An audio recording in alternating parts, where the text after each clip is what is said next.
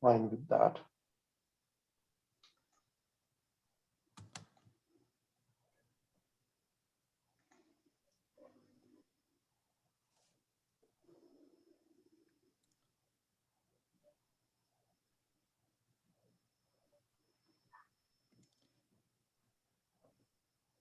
Oops.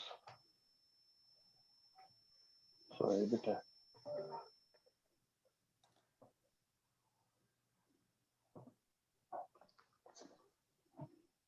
Okay.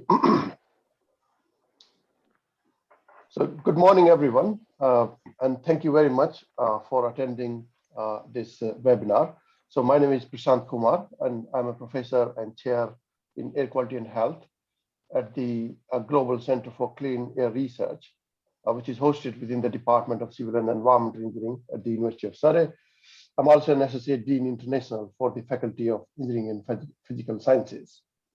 So on behalf of the UGPN project, which is called SCAN, including my co-chair, Professor Pascal Parage, for this from the University of Wollongong, and the whole team, it's my privilege to invite to welcome you all into this webinar. So I would like to invite two of my colleagues, Professor Paul Smith and Professor Amelia Hadfield. So for talking about the UGPN as well as the global engagement at Surrey. So I will start with Paul. So Professor Paul Smith is currently a Pro Vice Chancellor, Executive Dean of the Faculty of Engineering and Physical Sciences. He has held a range of posts, including that of the Head of the School of Engineering, as well as Associate Dean International. An engineer by training, Paul has been an important figure in conception of this UGPN network, which includes the 4 universities, which is the University of Surrey, University of Wollongong, North Carolina State University, as well as the University of Sao Paulo. So over to you, Paul. Thanks very much, Prashant. I'm just going to say a very few words because I'm conscious of the time, and our colleagues from Wisley would love to have a minute or two extra if we can possibly squeeze it for them. Good morning, welcome. Great to see so many sort of old and new faces on this call. It really is starting to feel like a very close network. The work that you're doing is absolutely fantastic. It's in a really important area internationally, clean air. It absolutely resonates in the UK and it resonates worldwide. One of the things that I'm always impressed about with this group is you've come up with fantastic acronyms. Prashant is king at Surrey, but Claire, I have to congratulate you on Koala. That is absolutely champion. It's just a shame you couldn't make the K work, but that was good to see. As I say, a really interesting looking program. I'm certainly looking forward to catch bits of it that I can. I hope you have a great collaborative session. And without saying any more, I will hand over to my colleague, Professor Amelia Hadfield, if that's okay, Prashant. Amelia is Dean International at university and is a key figure in our international collaboration. Hi, Amelia. Hi, Paul, and very good morning, everyone. A huge warm welcome. It's a warm welcome, even if it's a virtual format. It's a real privilege to be here. So I came into post as Dean International in January of this year. It already seems a long time ago, but part of, I think, one of the great pleasures of being Dean International is getting to attend and say a few words at the beginning of important networks like this. We are really, really proud of the work that we contribute to and that we get to be on the receiving end from the UGPN. And I think this morning's network is a particularly nice example of this. The enormous amount of work between the University of Wollongong on the one side and the Global Center for Clean Air Research here at the university on the other is absolutely brilliant. I echo Paul's, the battle of the acronyms, I think is very, very important here. So when this first came across my desk from Prashant, I was absolutely intrigued. What indeed is SCAN? Street scale greening for cooling and clean air in cities, green street, cool street. The students in my second year in international organizations, and we've just done weeks and weeks on sustainability, absolutely love this. I've sent this off also to a couple of folk in Surrey County Council here. And Prashant, I have to say, along with everybody presenting today, you're absolutely, as Paul says, on the money. You are looking at one of the most cutting areas that vitally needs empirical evidence, as well as the kind of smart modeling that you're doing. So polluted city environments, the urban green infrastructure, GI, there's the new acronym for me today. You're absolutely right. It is more important than ever. I'm particularly interested in the insights with regards to air pollution abatement. Guildford here, Surrey here, actually, because we sit so close to London, has ridiculously high CO2 output levels. So relationships, I think, between GI and air quality and the cooling of the street environment are really complex. Post-COVID, the idea of rebuilding the high street, regrowing local communities, this is absolutely crucial. So there's a sort of green active localism that we're beginning to see emerging as one of the key themes here in Britain. And obviously, you know, sitting on all our shoulders is the enormous international pressure of hosting COP26. This week is also London Climate Week. I'm going to be speaking at that a little bit later today. And I think you can see the ambitious action that's really coming out of a couple of key areas. So your timing is absolutely perfect. I just therefore want to commend everybody for turning up today, whether they're early like us or slightly later, depending on where they are in the globe. It's a real pleasure. So my congratulations, Prashant, to you, and Pascal, to you as well. Back to you, Prashant. Thank you very much. Thank you very much, Professor Smith and Professor Hatfield. So I'm going to go through very quickly, around the program we have today. So just to, very quickly say that this is a second webinar. So we had the first webinar, which was Green Street, Clean Street. And I must say that the credit of these, the two acronyms for these webinars goes to Professor Pascal Parage. He was very passionate about, having, working along those lines, and they got their own meaning as well. So when we say the Green Street, Clean Street, so we're talking quite a lot about the cleaning the pollution, via greening. And this time around, we were also focusing on looking into the heating and cooling effect. So when you got the trees in a street canyon environment, you might end up with a situation where, the trees could heat or, could cool under different circumstances. So the SCAN project is to create the green infrastructure framework that is evidence-based and practice-oriented. And the objectives of this work was looking into the pollution amelioration in street canyons. So the focus was mainly on the street canyons, because we have quite a lot of work done in the open road environment. And we found that there was quite a big of gap actually in this particular area. Looking into the roadside hedges or the green screens in the UK and Australia, the comparative assessment of the native species into continents. So we will talk about a little bit what we are doing in the direction, and combining the existing knowledge on the GI installation and the pollution cooling trade-offs into best practices. And of course, this is a network grant. So the idea was to have as many staff and student exchanges we can have, developing joint publications and developing a platform for collaboration. Although the COVID didn't help actually with the first part of it, but we could manage to have these virtual meetings quite regularly, so which was really good. So a number of colleagues from the University of Wollongong and University of Surrey was involved. So I would like to acknowledge them, apart from Professor Lydia Morowoska. So she's at the QUT, which is the Queensland University of Technology at Brisbane, and also the Vice Chancellor Fellow at the University of Surrey. Apart from that, there has been a number of the early career researchers. So there is a student, Mamta Thompson, so which is a UGPN dual degree, the PhD candidate working in my team, and she will be moving to Australia this year. And the Yendel Barwise and Arvind Tiwari, so they are both PhD students working in the area as well. And then a number of these postdocs actually who have been part of the GCare team and contributing to the project. So this was one of the very first outputs we produced some time ago, where we looked into the street canyons, the green infrastructure, and the air quality improvements. And the idea there was to understand actually what could be the green furniture for the street canyons in very simple words, and where are the gray areas, and where are the bits actually which are well understood, and what we could come up with which can allow actually our streets to be green while avoiding the negative consequences. So I think with that, I will pass on to my colleague, Professor Pascal Paris, to go through the program and introduce our first speaker.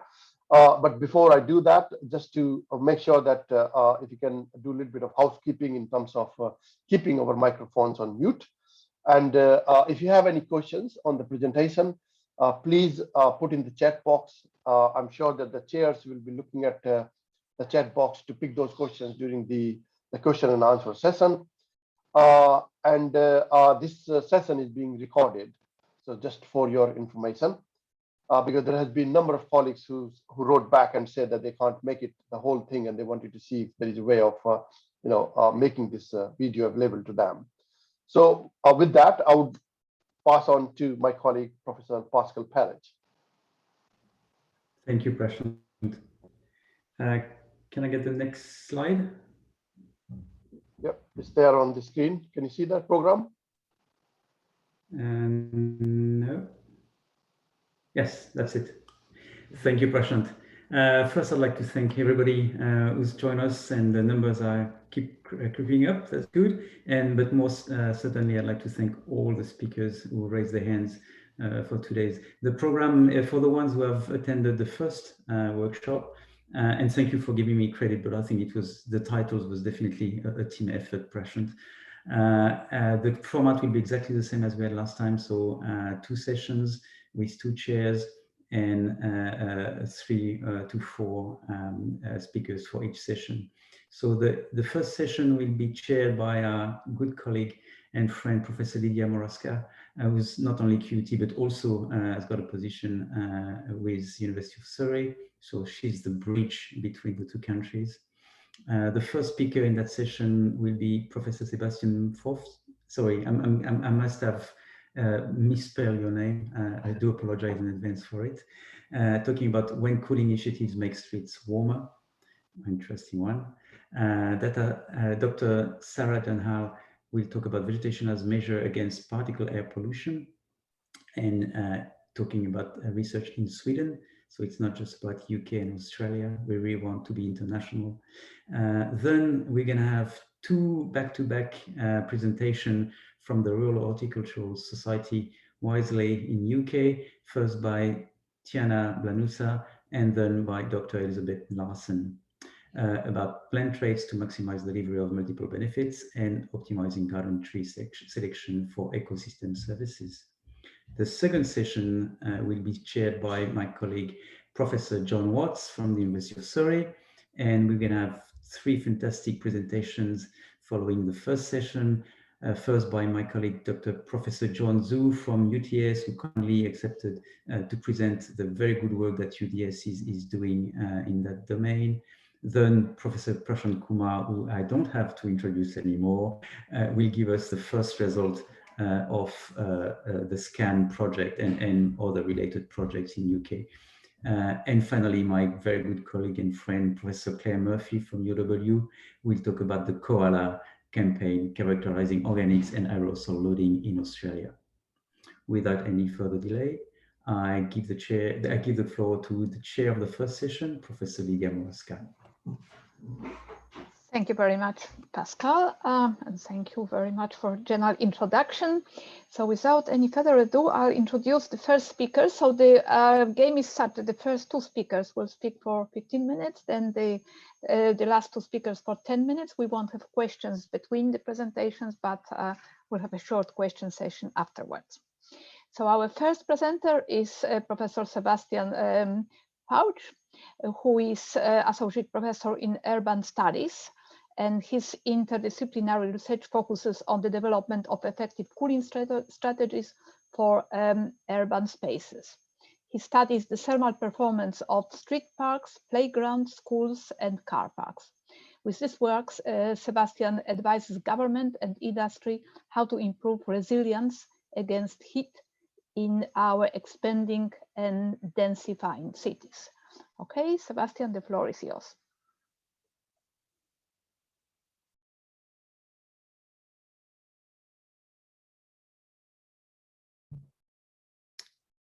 Thank you, Lydia. You pronounced my last name perfectly well. I get the funniest ones with my name. I don't know. It's just what it is. I would really like to thank Prashant for inviting me. I'm not a member of the network, but we have a mutual friend who lived in Australia, moved back to the UK, and now introduced me to this very interesting group. So I also want to really thank Ian for making that kind of connection. Let's see what comes of it. To everyone else, I would like to shout out Waramai, Welamabami Jui Jura, which is the Daruk language for saying welcome and good to be with you, Gaul. My name is Sebastian Fauch. I'm an associate professor at Western Sydney, and I pay my respect to the Daruk, Eora, Darawal, and also the Wiradjuri people, who are the traditional custodians of the land where I live and where I work. I acknowledge the false claim of terra nullius and the trauma that it continues to cause. And through my work, I hope I can contribute actively to a more respectful and just relationship to land and its traditional custodians today and in the future. Because Western Sydney is new on this network, I thought I'll sneak one slide about us in there. We are a young university operating on 10 campuses in Greater Western Sydney. Our north-south stretch is about 65 kilometers between Richmond and Campbelltown. We are heavily investing into vertical campuses as space is getting very expensive in Western Sydney. We have about 35,000 full-time equivalent students and 45 enrolled postgrads and undergrads. 80% or just above 80% of our research was recently in the impact rankings from the Australian Research Council, ranked as world standard or above world standard. And we're very proud that we're doing really well in the Times Higher Impact or Times Higher Education impact rankings, where we are currently 17th in the world. And this impact ranking is specifically important for my own work, where we look at the Sustainable Development Goals and how the university actually performs against each individual of those goals. And you can see I just listed 3 that we did really well in. my work contributing to SDG 13 very heavily. So that's us. I'm very happy to share more information if anyone is interested. And of course, we have ongoing collaborations, quite a few with Wollongong already and other universities that are represented in the network. Today, I have a bit of a quirky title because normally all we do is we're trying to make it cooler, but I think it's important to be very mindful about what we set out to achieve, and sometimes where science really gives us information telling us that we're not on the straight path here, we have to rethink. I found this very beautiful web tool from the World Meteorological Organization, because I don't need to preach to the converted and tell everyone that the cities are warming. We know that. That's why we have the work on our tables that we're doing. This website proposes, oh, I've got animals running around, excused. This website actually shows how cities are expected to shift in their climate on the northern hemisphere southwards, on the southern hemisphere northwards. I don't know if anyone in London would complain if the summers would be more like in Milan than compared to what they are in London. But of course, it's coming with a huge array of very drastic consequences. The climate shifts that we're seeing in warming. For Sydney, the climate is supposed to be that of Port Moresby, which is the capital of Papua New Guinea, which of course is very, very different in its climate. So that is the prediction for 2100. And who knows how climate change continues after that. So the problem is severe. Cities are changing in their climate environment. And when we look specifically at Western Sydney, we have an additional problem. We have a very strong east-west gradient across the Greater Sydney Basin. And we start at the Pacific Ocean in the east. We have relatively mild climate influenced from our sea breezes and general ocean cooling. As we progress westwards towards the Blue Mountains, it's a distance of about 80 kilometers as the crow flies. We can see that heat is increasing. And the graph here shown is the number of days above 35 degrees in historic data and also predicted for the time periods that you can see in the different colors indicated. So we're expecting more than a quadrupling of heat days in Western Sydney, which is the place in the Greater Sydney Basin where we're settling more than 1.6 million people until 2036. So it's a huge growing population, and it will see increasing levels of heat. What do we do? Well, one of the problems, of course, is that we are developing it like this. This is an actual shot from Marsden Park, a suburb in Western Sydney that is currently expanding further in exactly the fashion that you see here. Very little green infrastructure, a total conversion of previously green vegetated surface to something that is very, very different in albedo and in porosity. We're capping soil. We are buildings that close together that we have very little space left for green space and basically zero space left for growing trees. So what do? It's a very big problem that we're facing in Western Sydney, but also other cities are facing similar issues when it comes to urban expansion particularly, but also to urban densification, where we lose green infrastructure.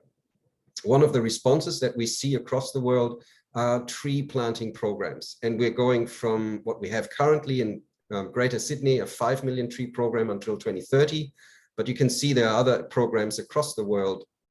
New York City had a 1 million tree program. There's even Nigeria with 400 million trees that they want to plant in just 2 days. And then Pakistan with its tree tsunami. So everyone is really trying to bring trees back into the landscape for the obvious reasons of cooling, but in other places, of course, also to combat erosion and restore carbon sequestration and soil health and so on. So the reasons are multiple, but we're seeing more and more of those programs unfolding in urban space.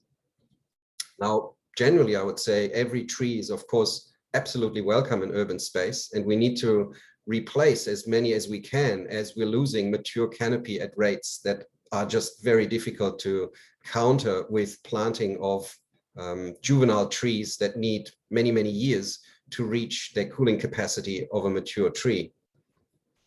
But what we do see also, and this is the first example of the two that I wanted to share with you, what we also see is that while trees provide cooling during the day, they can lead to warming in the night. And that is, of course, something that we need to be very considerate about, because it's often nighttime temperature that we want to actually quench for reducing the urban heat island effect.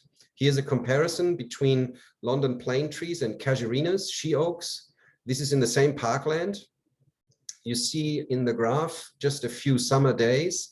The parameter that I'm showing here is delta, so the difference or the differential in air temperature measured underneath the two different canopy types.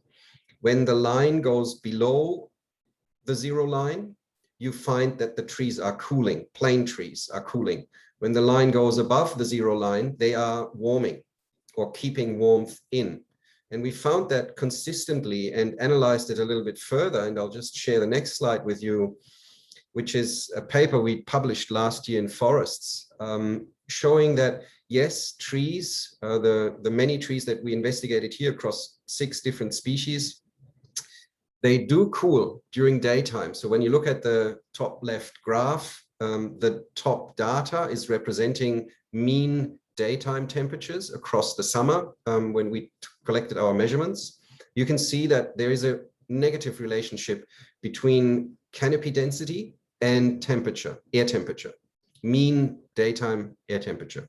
So that works. During the day, we get cooling as the tree canopies get denser, but during the night, we get slight warming. And we explain that with this little sketch at the bottom, just to visualize what's happening thermally. Where you have dense canopy, you basically act like a blanket in the night, keeping warmth in. So while you are shading during the day and keeping radiation out, and therefore not allowing surfaces to heat as much as under open canopy trees, under denser canopy trees, you will trap heat in the night that cannot be emitted out into the atmosphere.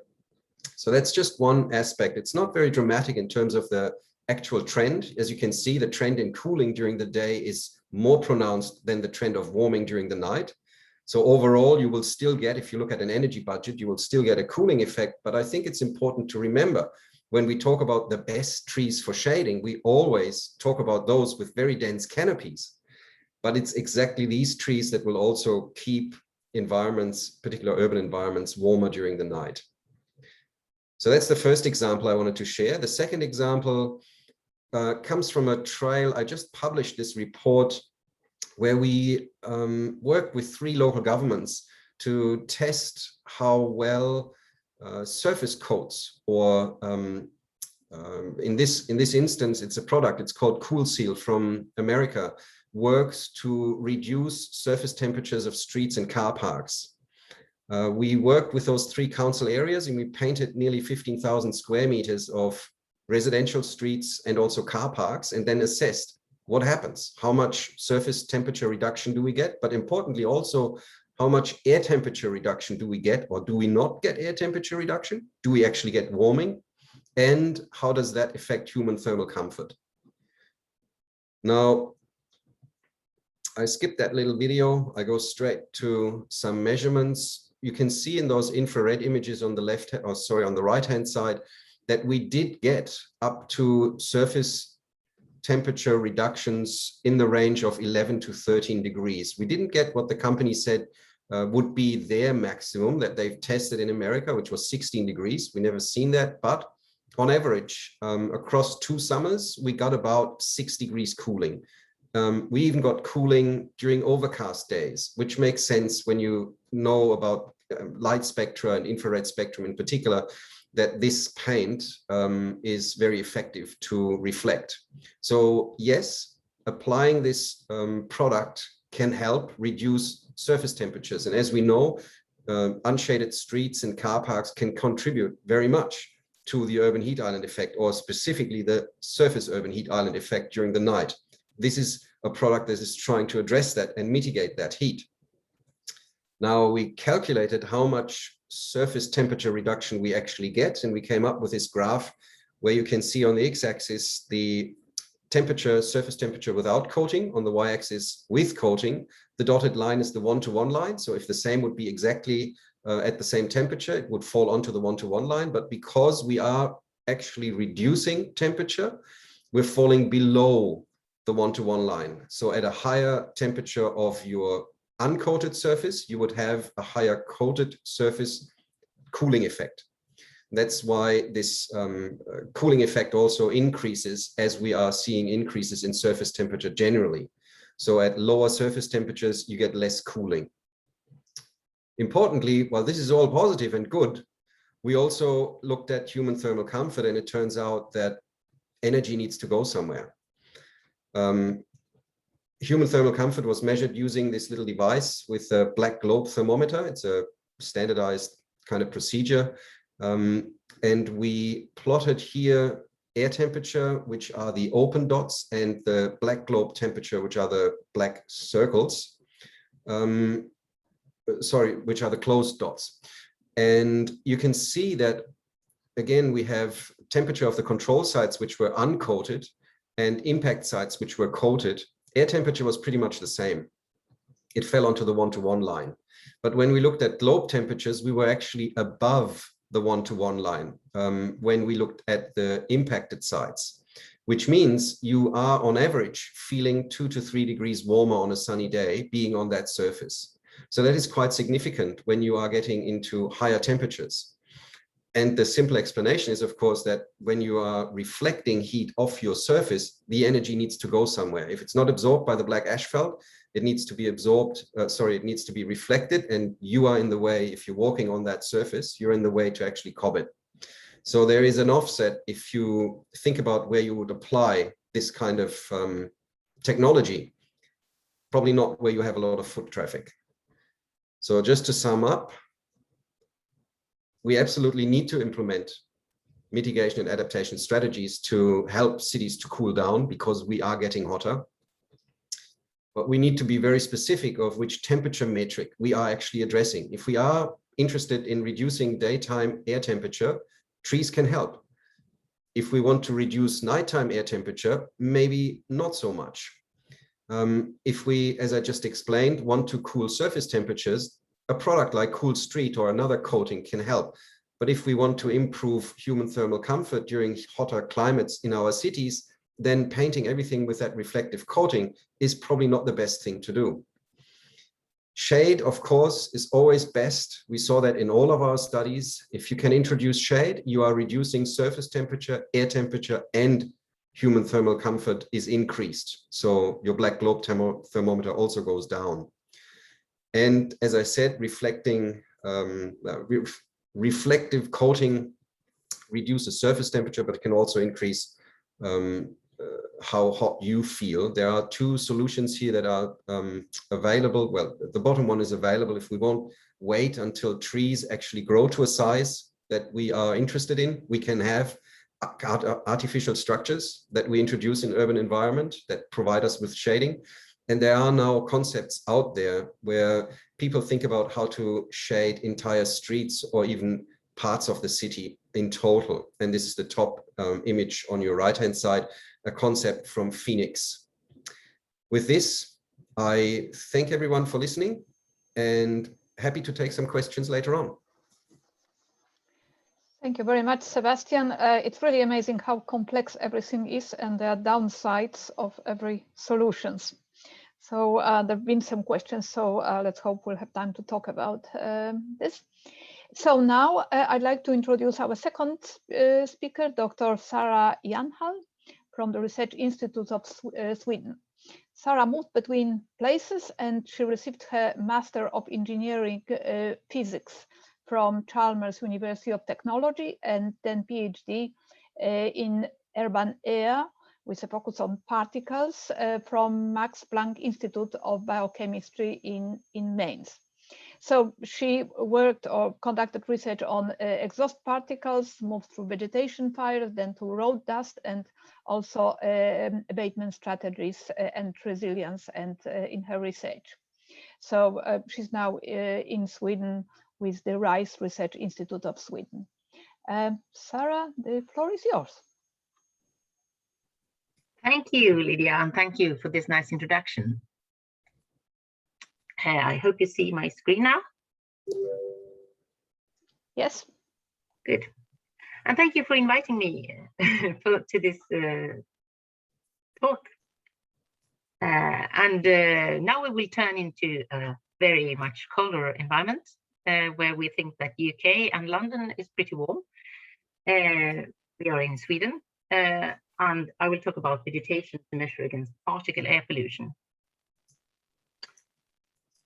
So I will talk slightly about the urban air pollution with a small Swedish touch. I will also mention a bit of the differences between different particles and how we need to think about particles in relation to vegetation. We'll talk about deposition and dilution and how we could form the urban area. So urban air pollution, well, most of the urban air pollution is more and more traffic related, as we have a problem to remove the traffic from the urban area. We can remove a lot of the industry and other sources, but the traffic is still there.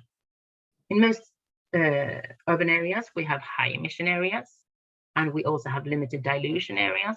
For the high emission, for example, we have tunnel entrances where you get a lot of traffic pollution at the same time.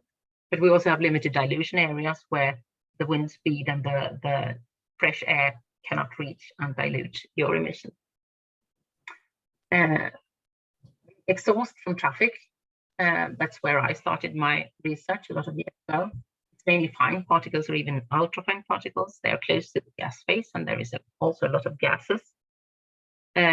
We really hope that the exhaust from traffic will be limited in the future as we have more and more electric cars.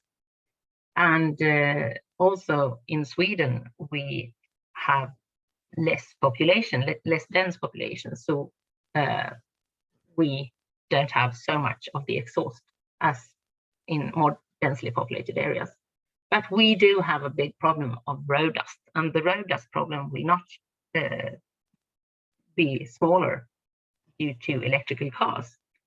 And the road dust is made out of coarse particles. They are a bit bigger than the exhaust particles, and they are tire wear, they are brake wear, and they are also wear from the roads. In Sweden, we have studded tires. So to increase the friction during icy conditions, we have studs in the tires, and that means that we have much less more wear-resistant surface of the road than most other areas. We need to have that, or we should have a lot of wear from the roads. But still, there is a lot. And every springtime after the winter, we exceed the particle limits in many areas. I will give you an example here. This is PM10 in Sweden. We have I'm sorry, it's Swedish, but it's not important. The important thing is that we have the year from January to December, and every spring we have a peak of PM10 when the sun comes back after winter and the road surface that was wet or snowy or icy, that will dry up and the road dust will go out in the air, and we have a problem with the pollution in this way. PM10, I should also add, is the way to measure particles, mainly. You just take all particles that are smaller than 10 micrometers in diameter and weigh them, and see how much they weigh together. The thing is that PM10 is made out of a lot of different sized particles. So just to show you the difference, if we exemplify the 10 micrometer particle with this, it's not even fitted into the screen. But compared to this huge particle, we have the 1 micrometer particle, we have the 0.1 micrometer particle, we have the 0.01 micrometer particle. This is a lot of the exhaust, traffic exhaust here. And in this area between 1 and 10 micrometer, we have the road dust. And compared to this, I should say that human hair is 50 micrometers in diameter. So this is a very wide size range, and that is important for the deposition process onto the vegetation. I just have shrunk all the particles to fit them into the screen, just to show you the difference in how they deposit onto, for example, the vegetation surface area. So the coarse particles, they have a sedimentation probability. So I mean, they are big enough to fall down. They fall very slowly because they are very small. But on the other hand, they can also impact on surfaces. So mainly if you direct wind speed with particles directly onto a flat surface, the coarser particles will not be able to turn and they will be deposited. And this way of deposition is good or efficient if you have high wind speed and very firm vegetation, like stems and branches and so on. For the smaller particles, you have Brownian movement or random walk. Very small particles, they just walk around, diffuse in the air, and they also need to hit the surface area to be deposited.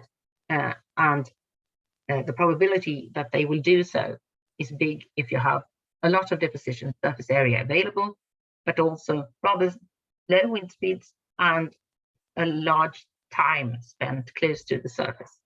So the exhaust particles will be deposited in one type of vegetation and the coarse particles in another type of vegetation.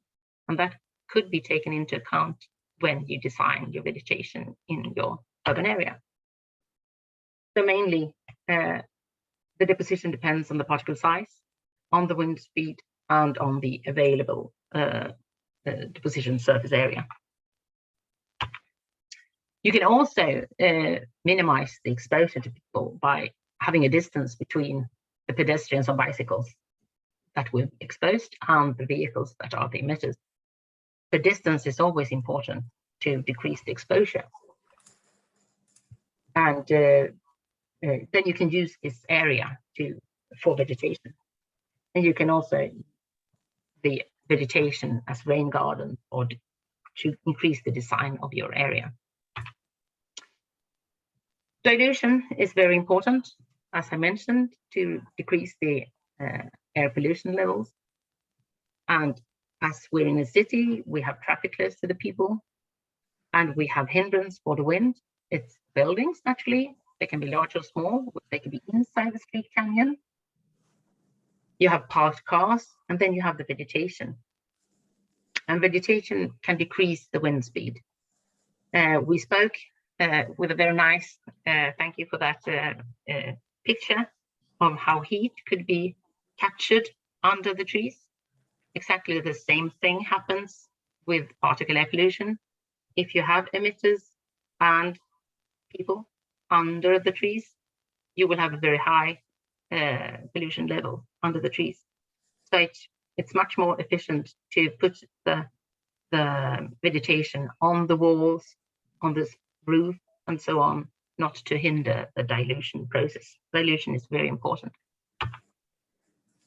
Today we use the urban vegetation a lot to decrease the risk of flooding. That is an important problem now with the change of climate. I work a lot together with my colleagues that are more focused on flooding, and you could use their rain gardens to really improve your air quality. What you always need to think about is how to design the vegetation, and you need to have maintenance for the vegetation as well. So you have to, add money to the municipality to take care of these things. We also have a season effect, very important in Sweden, where it's dark in the winter. And the deposition on the surface area is important. So we need to have a lot of surface area that is not hindering the dilution. We also spoke a bit about the space in the urban area. It's a limited space, even in the Swedish urban areas. You need to have space for parking. You have noise protection in different ways, which hinders the dilution, but you can also use the windscreens to add vegetation onto the windscreens. The vegetation both hinders the dilution and takes some space. And we've spoken about dilution and how to try to get distance between exposed and emitters. That's what I had to say, and thank you for listening. Thank you very much, Sarah. This was a very interesting summary, and again, some benefits and some downsides, and in the context of Sebastian's presentations and what the trees do. So this adds complexity. Our third speaker is Dr. Tiana Blanusa, who leads and delivers RHS research, which I'm not sure what it is. We've talked about abbreviations before, so hope that Tiana will explain. And this is on the environmental benefits of gardens and urban green infrastructure. She's particularly interested in the contribution of plants to urban cooling, rainfall mitigation, and air quality improvements, and with a specific interest in different traits, beneficial traits of trees, and how to harvest those that deliver multiple benefits. So I'm sure we'll hear about more benefits and more problems of that complex system from Tiana. Please. Thank you very much. And thank you also to organizers and Prashant for inviting Liz and myself to sort of tell you a little bit more about the RHS research. Let me just share my presentation. So hopefully you can see it. Yes, I do apologize for the acronym. it's, you know, if you're in the UK, it's easy to forget that not everybody knows what the RHS is. RHS is UK's oldest and largest horticultural society, and it's mainly known for its, you know, gardens, which are sort of true examples of horticultural excellence, and our sort of world kind of known also advisory service, where, you know, people from around the globe would sort of get in contact and ask about any sort of gardening related questions. What's less known about the RHS is the science we do, and we are a small but growing team.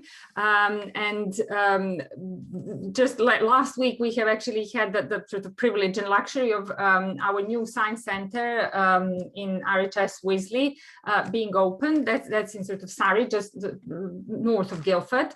Our science team is sort of a group of about 70 of us. We work under 3 strands of science strategy. We are now on our sort of 3rd, I think, science strategy, and these are the topics, these 3 listed ones are the topics that we cover. Both Elizabeth and I work in the strand of environmental gardening for well-being. We're both plant scientists and interested in the role of plants in improving the environment. So I hope that gives you a little bit of a background. I'm going to just very briefly kind of reflect on what Sebastian and Sarah have already kind of said, that there are all these environmental issues that we face in cities. For us, a particular interest are urban gardens, because they are, especially in the UK context, there's a lot of them. You know, between 15 and 25% of every UK town and city is covered in domestic green space. And however small, you know, it could have an environmental impact. So we are looking at the ways of how to optimize the planting within those green spaces. And we are building on the kind of notion that vegetation can help, but the choice of species is and how it's managed, you know, can have a real impact.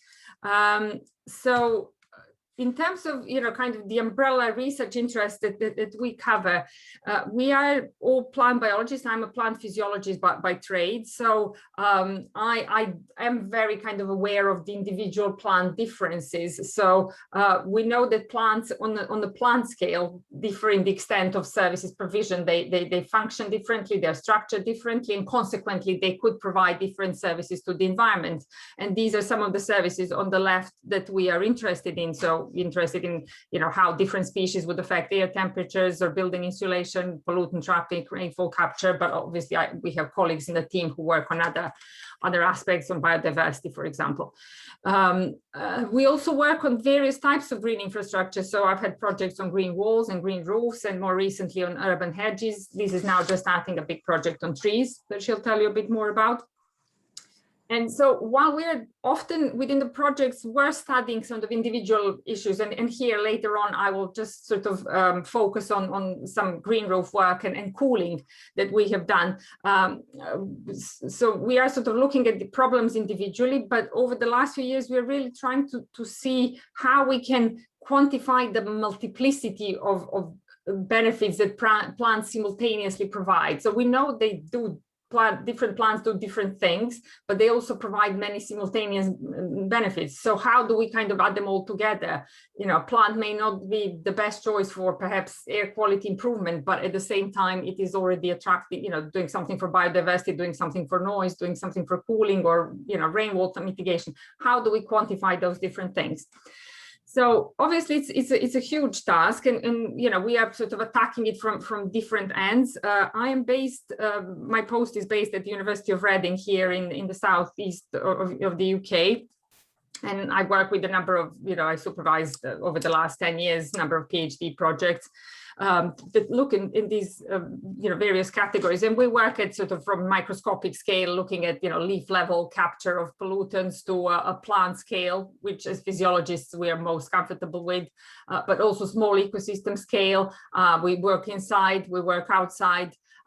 Generally, we haven't moved much further from the model scale. So we haven't really gone out into the streets. We are all kind of in plots outside, or, you know, mini buildings here simulating various things, or not necessarily modeling, but measuring on a model scale.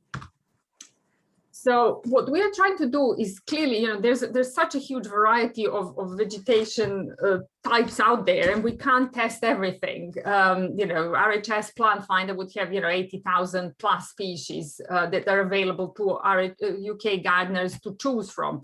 So what we are doing is we're trying to see what are the underlying plant traits that can be linked with services delivery. And here, I know this is a very, very busy slide. But I've just highlighted the key results from 3 recent projects that we have done, and all of these results are published. And I provided links in the presentation, where we have looked at, my student Madalena Vaz Monteiro looked at green roof planting options, and then which traits can be related to better cooling, which plant traits are linked with better rainfall capture, which are linked with better pollutant trapping. For the benefit of this presentation, I will sort of expand on Madalena's work and give you a little bit of detail of what we've done there. But as you can see, we have basically begin to identify that there is an overlap in terms of the traits which are related to good provision of certain services. So while Madi has looked at mainly at cooling, but we found that, for example, high transpiration rate is linked, is the key determinant of cooling in the context that we've measured it in. When Sarah Kemp looked at rainfall capture, again, high transpiration rate, which increases the soil capacity to store rainwater, was an important determinant of rainfall capture and runoff reduction. And then, large leaf area was, again, an overlapping trait for, all 3 of these. So that's something that, we haven't formally created a framework which says, yes, these are the traits, but I think in our minds, we're beginning to see some clusters of kind of traits which seem to kind of over and over again be linked with better delivery of services. So I'm going to just go into some details of Madalena Vaz Monteiro's project, and that work has been published in 2 papers in 2015 and 16, where we have looked at alternatives to sedum for green roofs. So sedum is a succulent evergreen plant, which is a cheap and widely used green roof cover. And then we've gone quite sort of adventurously into species which have very dramatically different leaf characteristics to see what impact they would have on heat transfer into the building. So we've looked at color as a trait. So we've taken plants that are yellow, so high reflection, purple, leaf thicknesses would be the same. Here transpiration rates the same, but leaf color different. We also have hairy plants, shorter hairs, longer hairs, differences in transpiration rates, also different types of succulents. So this is a more succulent, as it were, succulent than sedum. So the heat storage capacity would be different. And then we compare that to white surfaces and then also bare soil. And again, a very busy slide, and please don't try and sort of, get the detail of it. I'll just summarize it for you. All the details are in this link in the published paper. But unsurprisingly, when we looked at the sort of energy kind of profile, this is, this line here is basically what falls on these plots, and the different colors are the different plants that you've seen in the previous slides, plots with different plant covers. And this is the data for 10 hottest days in that summer. That it's an outdoor experiment. You can see that in terms of how the fluxes are partitioned, the soil heat flux, so what goes from that surface into the potential into the building, we have up to 10-fold differences between different species, with light colored, highly transpiring species, having the least soil flux, and equally those plants having the biggest latent heat flux, with up to 4-fold differences between our best and worst performers. So what we are finding is that, light color, absence of succulents, so plants which have thin leaves and have high transpiration rate and light leaf color and high leaf area indices. So at least on roofs, Sebastian, unlike the trees, where in roofs actually denser canopy was linked with better cooling. It obviously opens a whole set of questions. How do we stimulate this high transpiration rate, which is important for good cooling. And so we are also in parallel doing some experiments now to look at sustainable irrigation, looking at the impact of gray water on plant function, because it does reduce transpiration to an effect, but what would be the trade-offs between one and the other. So those are some ideas that we've sort of thrown out in that work. And now I'm just going to kind of make a big leap to where we are now. I think where we've sort of are very much at the moment is looking at multiple services and species different, but using this trade-based approach. And I have several projects at the moment. One is on hedges, another one is on carpet cover plants, so garden sort of border plants that can sort of take up quite large areas of domestic gardens. We're looking at perennial planting rather than annuals, and increasingly, basically, we are focusing on looking at year-round data collection, because all of the papers we published so far were really summer work rather than, both on flooding, air quality and cooling were summer work, and we have no idea what those plants are doing in winter. So that's what we are doing now. And we are pretty much outside now, mainly we've moved generally outside. I think we have the basic principles from the controlled environment, and now we're doing our experiments out. These are my 2 plots in Reading that have been measured this year. So I think on this note, and hopefully in good time, I'm just going to stop here and obviously take questions happily later, and just acknowledge the support of my many PhD students and collaborators, both at Reading and the RHS. Thank you. I'll stop sharing. Okay, many thanks, Tiana. And our final speaker for this session is Elisabeth Larsen, who in a way will probably continue what Tiana was telling us about the plants. Elisabeth is an Ecosystem Services Fellow, also at RHS, which now understand what it is. Thank you. She's particularly interested in trades related to flood mitigation, cooling capacity and pollution capture, while aiming to encourage the planting of broad selection of species to increase biodiversity in UK gardens. Of course, trees provide services throughout the year and for multiple years, so this is important. Elisabeth, the floor is yours.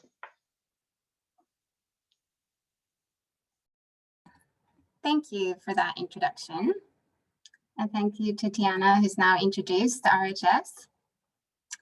I am a postdoctoral fellow at the RHS, and I've just started my project, which I now will present to you, regarding optimizing garden tree selection for ecosystem services. So, following up from Tiana, we often categorize the ecosystem services provided by trees into different categories, such as provisional, regulating, and cultural services. And my project is very much focusing on the regulating services. So this relates to evapotranspiration and shading for flood mitigation and cooling, rainfall interception, as well as an estimation of carbon sequestration. And as Tiana has mentioned, the services varies greatly between species, and there's sort of a need for knowing which species can provide more of one service or another. And particularly, there's less on this for garden trees. Now we know that we have more mapped of what different species are on urban public spaces and less for the private gardens. And we know that between 12 to 50% of UK urban tree cover is on private land, so they can actually have a substantial role to play.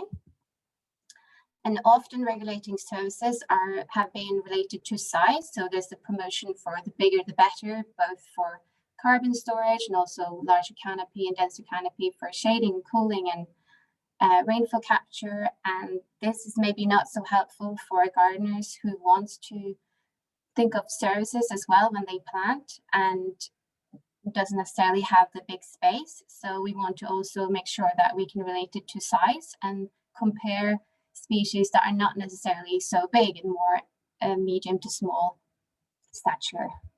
So to start, the aims and objectives of this project is to characterize water use and estimate flood mitigation and cooling potential for a range of different garden trees.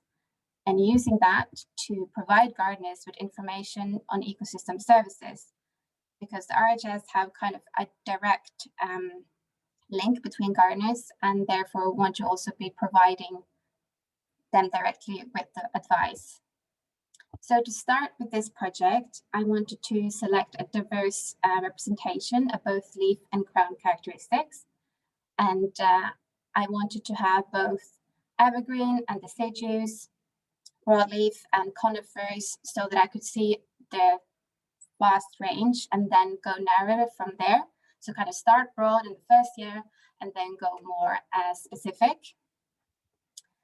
I also wanted to use trees that we know are already established in gardens, so I didn't want to introduce any new cultivars. And we have an app, My Garden app, so we know which trees, I mean, this data is a bit biased, but we know at least that these old trees are already planted in UK gardens. I wanted to avoid trees that had a lot of disservices. For instance, I avoided trees that are known to cause allergy in humans. And there were some commercial considerations. I wanted trees that weren't very juvenile, so I wanted a certain size so I could more easily compare it to mature performance. And so the species that I selected, we have a plumleaf hawthorn, a magnolia, an apple tree, and a cherry, a Callery pear, and a rowan. And you can see from these pictures, they're vary greatly in their leaf shapes and their canopies. And for the evergreen ones, I have a Mediterranean cypress, the shot taken from the side because these are smaller trees, a holly, and a blue spruce. So these are the species that are in this first experiment. And I just got this photo taken on Friday, actually, so it's very up to date how the canopy or how the crowns are looking at the moment, a drone shot. And this is, so this is 4 out of 6 blocks of my experiment, and they were all planted in February, and there's 10 species with 6 replicates, and they're between 4 to 5 year olds. So here you can see the blocks are drawn in line of the yellow, and so there's 2 missing. And what I'm measuring, and what has been continuously measuring since mid-April, is sap flow. This is using the ICT, the heat ratio method, and they're all connected up to solar panels on the plot. And soil moisture is measured at 20 centimeters depth. We have meteorological data that are continuously measuring on site. And then I have some point measurements, which include biomass, woody biomass, to have an estimation for carbon sequestration. I haven't measured leaf area yet, and I want to do that in peak summer, and I haven't still decided what's the best way to do that for individual trees, so any feedback is very welcome. I have started and will continue with measuring gas exchange with the ERGA, both in different contrasted weather and thermal. I will be using thermal imaging to also look at the difference in temperature between the crowns. And just to give you a little overview of data from the last week in May. So this is the deciduous trees, and together with max temperature to kind of see that this week it became progressively warmer during that week. And we have the apple and the hawthorn that were kind of similar and highest in the beginning, and as it got progressively warmer, the apple shot up and got higher than the hawthorn, while looking at the evergreen species kind of had the similar pattern between the cypress and the spruce, and as it got progressively warmer, the cypress had the highest transpiration, but this is transpiration per sapwood area, so it's not total, it's sap flow per sapwood area. And so actually overall you see that the cypress had the highest transpiration at this point. So what am I going to do with this data? Well, I'm going to continue to measure it. At least I want to have a year of data. As Sienna mentioned, I want to kind of look at a year-round output, so that I also can catch seasonal differences, and it's more related to, okay, which part of the year are these most, is this different trees transpiring the most? And then which one can be best for flood mitigation and cooling under different conditions. And it's very interesting after Sebastian's talk, I also have this as the diurnal measurements, so I can also look at the day temperature as well as the nightly temperature. and I want to relate this to specific traits. So that is more of a longer perspective, because we will be running this for a long time. And so when we discover these differences, I can more concentrate on, okay, what is the actual differences between these canopy structures, and can I relate it to specific traits, so I then can say something about a wider range of species, because of course you can't check them all. So this is the step forward, and I thank you very much for listening. Thank you very much, Elizabeth. We have just 7 minutes for discussion, and we probably, if we had a whole hour, we would easily use it.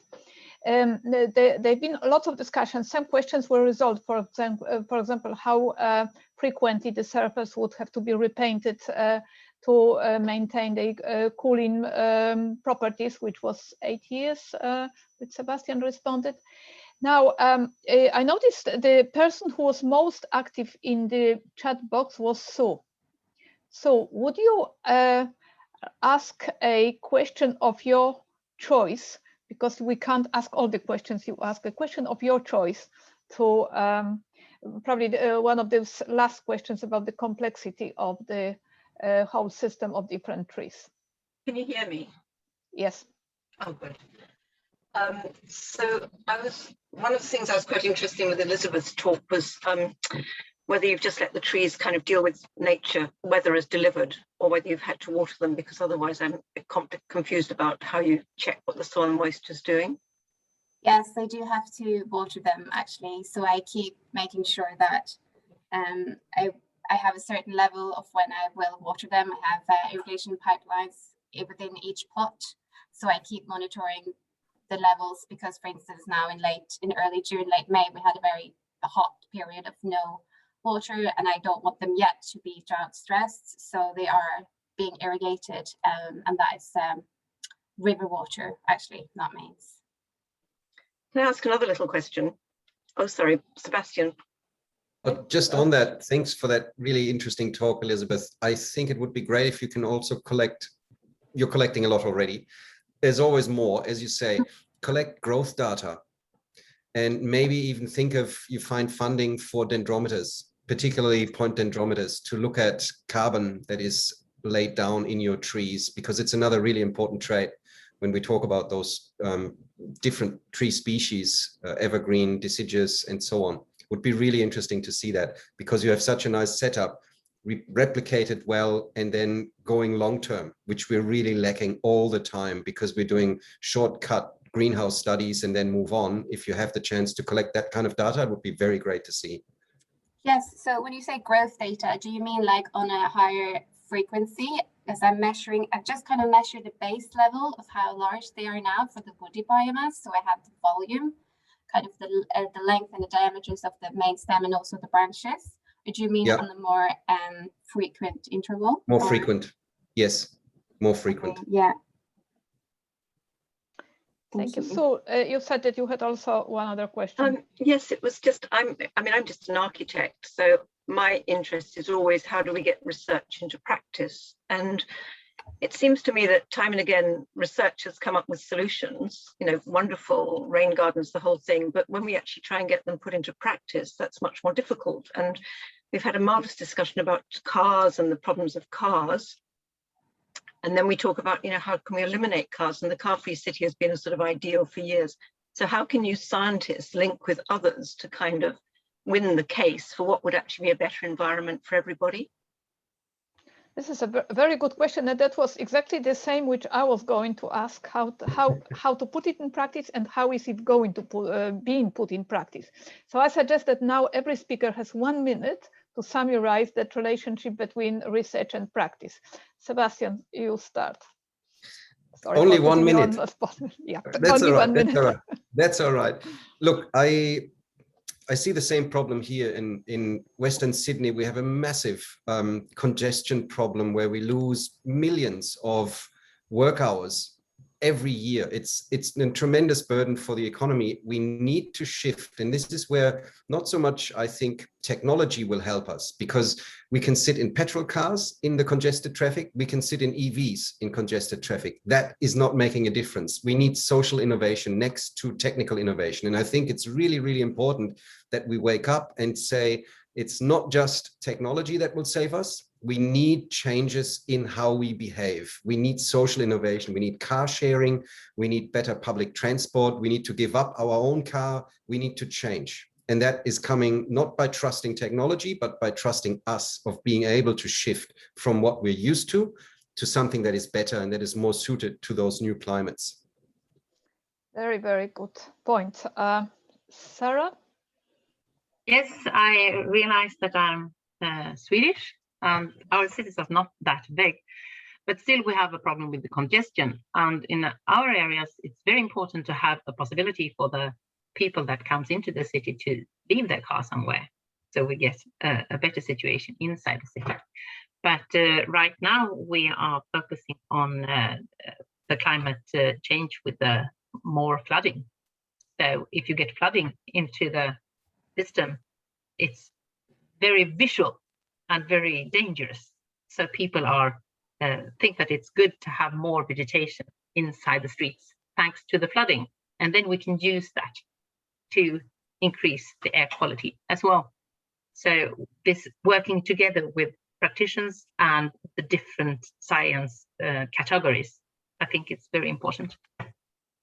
Very, very good point. Thank you very much. Tiana? So I think from our remit are domestic gardens, and as I said in my intro, in the UK they are a big resource. They, most of us live in cities, and cities have large proportion of spaces that are, could be green. They are increasingly being paved over. So that's the battle we are trying, to sort of retain those spaces to be green. So our approach to that, and it looks like it is bringing some results, is as an organization to really shout about the benefits that those green spaces can provide, but in a coherent message. So, you'll hear me saying the same thing as Elizabeth, and our boss would be saying the same things, and colleagues on the team will all be saying, and really simplifying the messages. I mean, science is very complex. As we've seen, things are evolving. There's so many ifs and buts.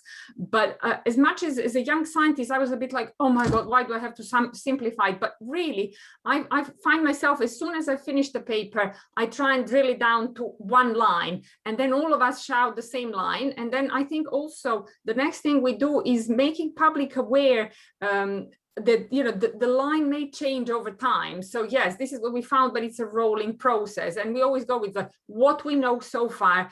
This is what you need to do. And currently our mantra is right plant for the right place for the right purpose. And we can then expand when we have our talks and flower shows and stuff. But that's where we are going. And I'm increasingly seeing that does bring results, because over the last probably couple of months I've been asked for consultancy 4 times. And I mean, we don't do research, we don't do consultancy unless it leads to research opportunities. But, we are thinking that, people are beginning to hear what we are saying and they need to know more. And we are engaging then with some of these opportunities on bigger projects to make them, visible. So that's what we think we're doing. If you have any other better ideas, please say. Awareness of communication. Elizabeth? Yeah, thank you. Well, I agree also that, of course, the main problem is the source of emission, and that there has to be a bigger structural change to actually change this. We're doing all this to buffer local emission and warming. So, of course, it has to be from the source. But I think one of the things that I find a bit interesting, which is a bit also annoying, is that if you show if you quantify the value of green infrastructure, both in economics and also in actually what they do, it's easier to compete against other structures in urban cities. So we're always going to have that competition for space in urban areas. And the more we show that green spaces can save or mitigate, but also save in terms of money, it's easier to prioritize green spaces. So I find that really interesting that we have a way of, we need to monitor this and show it and quantify it to kind of help green spaces compete with grey spaces. Thank you very much. These are really very important point. I'm pleased that the webinar is recorded. So Prashant, I'm sure that this will be transcribed in some general comments or summaries or conclusions from this event. Sure. Well, Yeah. on this note, we are almost on time, just 2 minutes behind. So that's the end of the first session. Thank you very much. And I will pass now to, is it John who is chairing the next session? Yeah, so I can briefly introduce Professor John Watts. So he's a very close colleague working at the University of Surrey. So he's a professor of material science at the University of Surrey since 1999. Over the last 4 decades, his research has concentrated on applying surface chemical analysis methods based on electron and ion spectroscopies to materials research problems in material science, particularly those involving adhesion and polymer surface treatment. He's a fellow of the Royal Academy of Engineering and has been editor-in-chief of the Wiley Journal, Surface and Interface Analysis for over 20 years. And I have a great pleasure working with him. Quite a lot of work we are doing on the green infrastructure, looking into the leaf characteristics. So over to you, John, for the next session. Thank you very much for that very nice introduction, Prashant. I have to say, it just makes me feel old. I'm conscious that I am the fish out of water here, not being an environmental scientist of any shape or form. And you can see the sort of thing that I use in my day-to-day work in my background. It's what my previous Vice-Chancellor called toys. But we've been doing in my lab sort of environmental work very much at the hobby level, going back, many, many years, starting with looking at lead accumulation on leaves adjacent to motorways. And that tells you how long ago it was, because of course, tetraethyl lead hasn't been used in petrol for many, many years. Anyway, without further ado, you don't want to hear about me, you want to hear from Professor John Zhu, who is our first speaker in this session. Now, John is the director of the Centre for Green Technology at the University of Technology, Sydney. He's particularly interested in vehicle emissions and their impact on urban air quality, which is an issue that I certainly share with him. Current research focuses on the rapid detection of vehicle emissions using remote sensing, looking at green driving, and something also that is very, very important, our very rapid transition towards electric vehicles. So John's talk is going to be strategies for improving vehicle emission dispersion in urban street canyons. So John, without further ado, I'm very much looking forward to your talk, and welcome to the webinar. Thank you, Chair. And so my talk is very much about the vehicle emissions. I suppose slight change of gear. So brief outline of my talk will include 4 parts, starting with a very brief background sort of introduction. So in terms of background, I guess everybody knows, certainly in this audience, how important the vehicle emission is to the overall atmospheric environment. And if you look at some of the headline figures, for example, from the International Council on Clean Transportation, their estimation is vehicle emissions are partly responsible, they say linked to, in terms of 361,000 premature deaths globally, due to PM 2.5 and ozone exposure in 2010. And this is increased to 385,000 in 2015. So you can see the major adverse impacts from vehicle emissions on human health. And therefore, you will not be surprised there's a huge economic cost in relation to the health care. And if you look at Australia as an example, based on an Australian government report, annually, we are spending something like $3.7 billion per year in the treatment of air pollution related disease. And this is, of course, much higher figure if you look at a global situation. So therefore, it is natural for us to look at this vehicle emission and its impact on the air pollution or air quality at the street level. Now, we already know tailpipe emissions are causing air pollution at street level.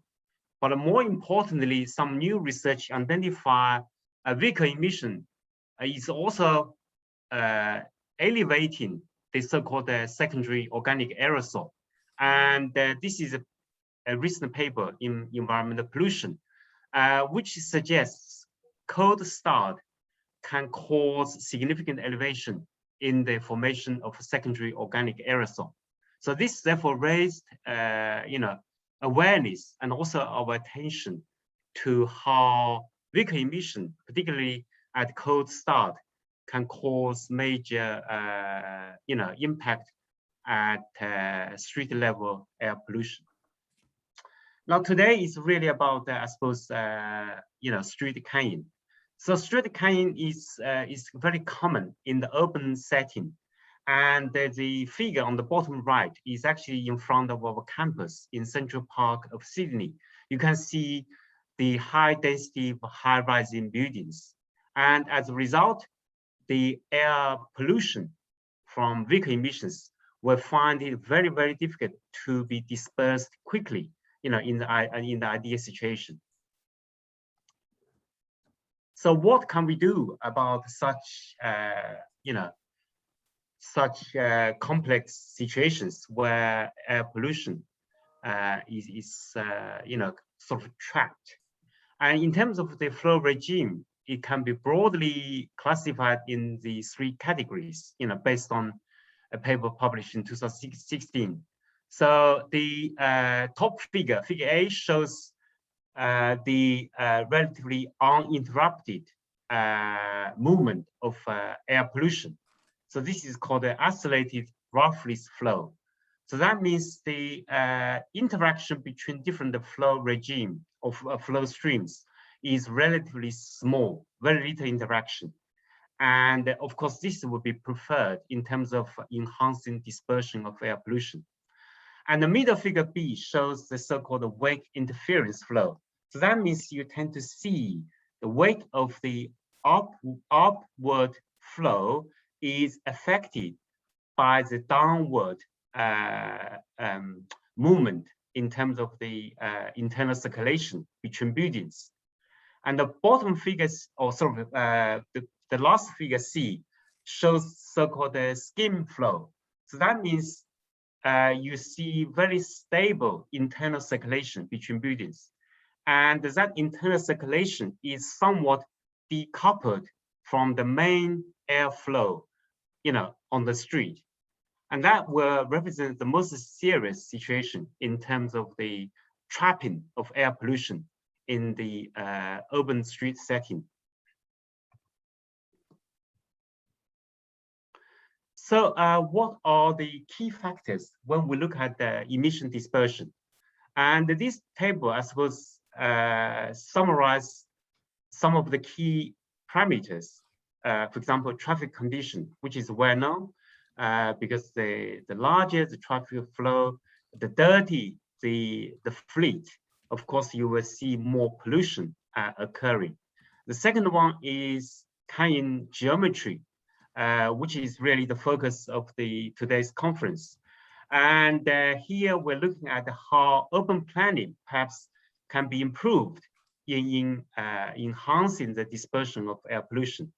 There are other parameters probably are less of under human control. For example, weather conditions or chemical reactions between NOx and ozone.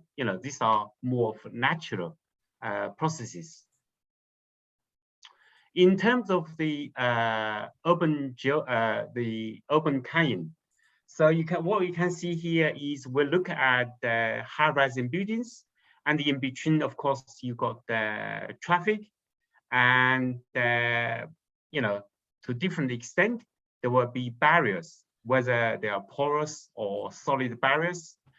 And on top of that, you got the different shapes of roof, which can also be important in how the vehicle emission is being dispersed. So the first thing, I guess, is to look at the source of vehicle emissions.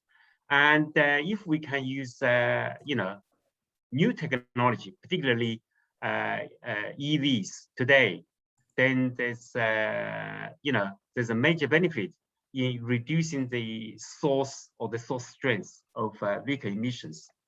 And secondly, cleaner engines, by developing, better engine design, more effective exhaust, then there's another route in terms of reducing the vehicle emissions.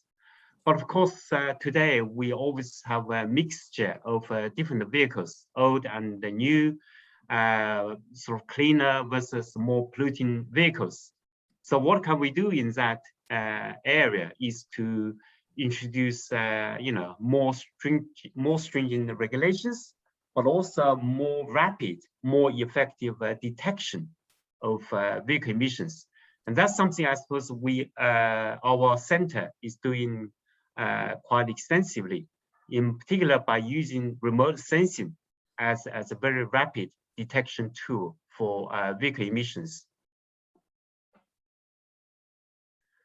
In terms of the regulation, certainly in this audience, we're all familiar with European EU standards, from Euro 1 up to today, Euro 6. And today's Euro standards is very much focused on so-called RDE, real driving emissions testing. And the fundamental to this technology is really to use something called a PEMS, portable emission measurement systems, which is on board a vehicle so that the vehicle emissions can be tested under real driving. But of course, again, with any measurement device, there's always so-called uncertainty, and particularly if we look at the RDE testing, there are so many factors involved, and therefore the result you get one day, could be quite different, or at least different from what you get tomorrow by using the same vehicle, same measurement device on the same road. And this is called the measurement uncertainty, which is quite natural. So therefore, currently, the Euro 6 has allowed for the so-called conformity factor to be allowed.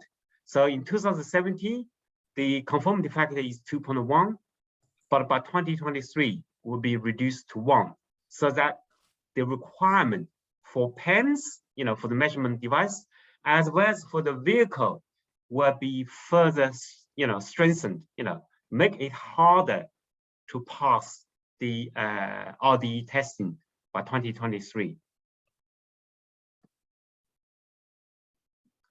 And in terms of the urban planning aspect, I guess the things we can do is, first of all, looking at this aspect ratio, by trying to at least control the aspect ratio to be less than 0.7, so that the so-called scheme flow can be prevented.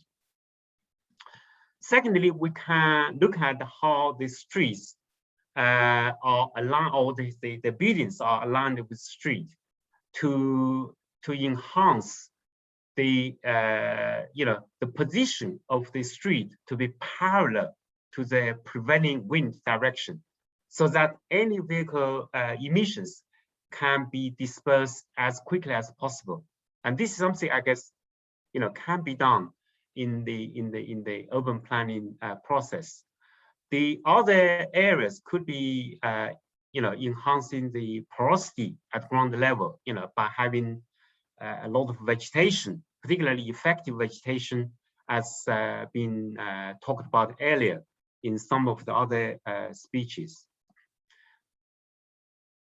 And another urban planning tool is to look at the design of the roof, and this is a publication. This is based on publication in 2016 by Huang. They look at the 5 different designs of the roof, and based on their research, the best design is something called the downward wedged roof in the sub-figure E, the bottom right. And by using this type of roof design, the air pollution can be dispersed more effectively, so that the the human exposure can be reduced, during the process. And this is something, I guess, should be noted by open designer to try to maximize the dispersion of vehicle emissions. And in addition, we can look at other areas like solid barriers. So if you have a solid barrier, automatically you can reduce the buildup of vehicle emissions, because you are limiting the potential emissions. But of course, this cannot always be done. For example, you need to have emergency services. In case of fire and so on. So this is, as I guess, part of consideration, but it may not always be able to be done. And in terms of the vegetation, definitely this is something which can be done and should be done more wisely, in the scientific understanding. So there are two designs suggested to be most effective by this paper published in the Science of Total Environment. The top one shows we should encourage the wide vegetation barrier with high LAD. LAD means leaf area density. So try to choose species with high abundance and high density of leaf area. And the bottom figure shows a combination of solid barrier with porous barrier. So as to enhance, the trapping and decomposition of the vehicle emissions. And so that brings me to the last part of my talk, which is really about the challenges and what happens to the future. In our understanding, there's three areas for further experiments. The first one is the real world experimental data is still lacking.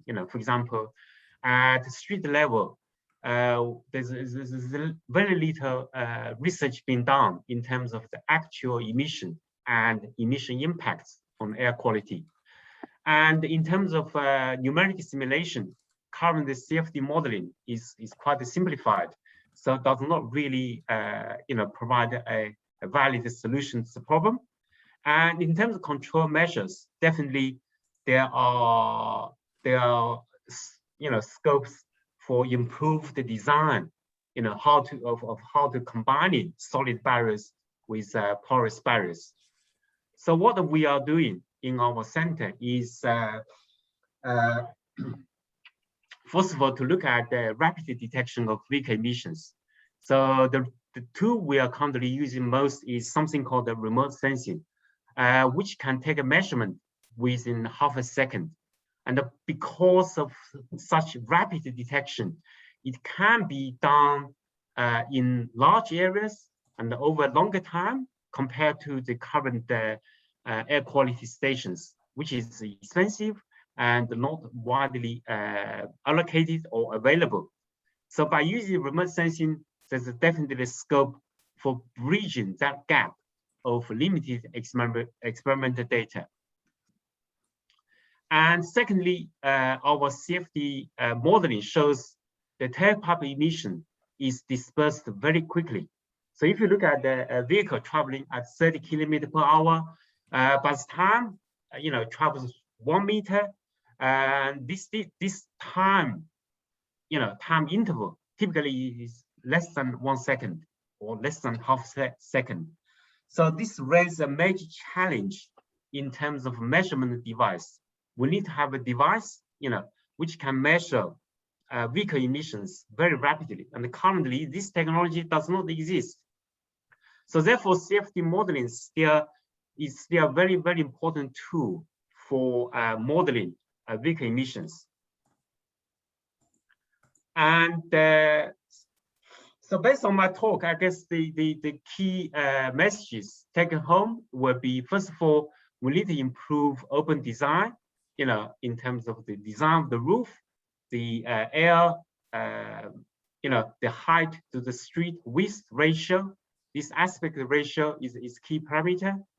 And also to look at how to improve the selection of vegetation, and also to think of how to combine the porous with solid barriers.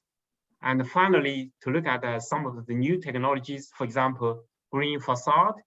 In civil engineering, we are very experienced in facade engineering, and how to combine the green infrastructure with facade engineering is definitely an area for novel research. And by that, I thank you for your attention. Thank you very much, John. That was an inspiring talk. It gave us guidelines, things to think about, but perhaps most importantly, what we need to be doing. And the whole issue about tailpipe emissions and a rapid response monitoring device, really very, very important. I see the chat's been going very well during that talk. Please keep it going. I think we're a few minutes behind schedule, so we probably won't have time for a Q&A session at the end. Anyway, moving on to the next speaker, to use the expression that has been used once already of this gentleman, Prashant Kumar needs no introduction whatsoever, but I'm not going to spare his blushes. I'm going to introduce him anyway and say a little bit about what he does. Professor Kumar is the founding director of the Global Centre for Clean Air Research at the University of Surrey. He's also the Associate Dean International for the Faculty of Engineering and Physical Sciences, the faculty that we are both based in. His multidisciplinary research builds an understanding of air pollution sources and their contributions to indoor and outdoor air quality, and also mitigation strategies to reduce air pollution exposure, especially in urban contexts. We all know that anyway. We all know Prashant is a very clever guy, and we know he's got a lot of activities. But today he's going to talk about recent results on green hedges and air pollution variation in street canyons. So Prashant, it's over to you. We're really looking forward to your talk. Thank you. Thank you very much, John. So today I will just focus on very recent, the work we have been doing as part of SCAN project and Inhale project. And I'd like to start thanking with a number of these my team members, who are listed here, who have been kind of contributing, apart from a number of other colleagues from the Inhale and the SCAN project. So the outline of my presentation is just to talk a little bit about the team and the kind of research we are doing, and talking about the green infrastructure, especially in the street canyons. And then there was a point actually which was made earlier in the chat I was following up about the research to application, which is quite important. And then what is kind of the next, the steps of our work we are doing. So I would also acknowledge a number of other team members who have been really working hard, in the team to help and realize the work we have been doing here at Surrey. So I think this is a slide I keep using, time to time, which really sums up the downsides and the positives of the green infrastructure. And in fact, you already saw in the previous presentations about the heating and the cooling, the bringing in the the green spaces, also the deposition on the trees, tree leaves, from the industries and so on. So the one bit actually which is quite important here, which I'm going to focus today, is this part here, which is the roadside kind of environment in street canyons. So the problem here is that you cannot put anything anywhere, and if you put the wrong, the things at the place actually, that can make the things worse in terms of the pollution and the exposure to the people who are living in that particular kind of environment. So if you just look at very broadly, you can divide these environments into two kind of categories. The one is a street canyon kind of environment where you got the buildings on the both sides, and you got the busy road in there.